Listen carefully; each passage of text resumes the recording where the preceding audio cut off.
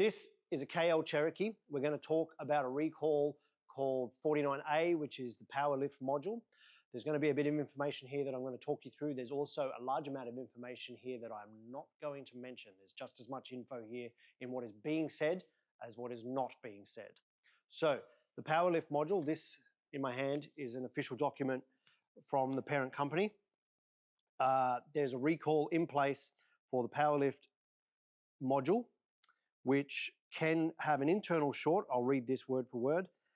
An electrical short in the power lift gate module may lead to vehicle fire with the ignition on or off. A vehicle fire can result in increased risks and occupant injury. Further down, the power lift module must be inspected for evidence of water intrusion and electrical connector corrosion. And then there's a whole bunch of information here and some pictures that show where the lift module is and the remedy for this recall to stop the corrosion and fire risk. But we're going to talk you through some stuff. So forget that. This is the back of a KL Cherokee. Behind this trim just here, you can just see it. So this is the electric module that operates the handbrake control module. In a right-hand drive, it's on the passenger side of the rear, in the rear compartment of the car. Just here, which we've currently got unbolted, but bolts just up here behind the spare wheel, is the transmission control module, another computer.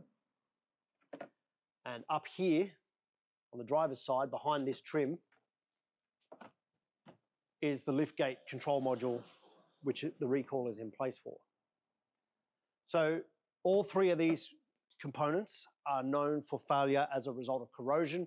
Corrosion happens as a result of water getting into these modules. So how does water get into the back of a KL Cherokee? If you have a look up here, this zigzag cracking is not the factory seam. And if I put a little bit of weight on the tailgate,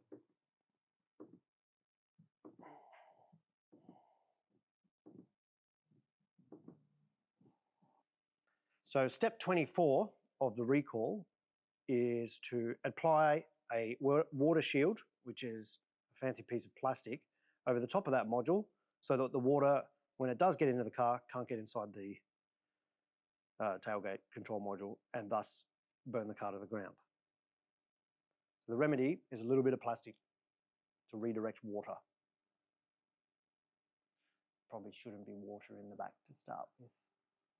So in summary, if you have any electrical faults with any aspect to your KL Cherokee, the first thing you need to be looking at is this. If we pull out a bit, we can show the people what they want to see, where it's located. And if you've got that, chances are you've got water getting into one of many control modules that are all located in the boot of your KL Cherokee. I want to thin my crack.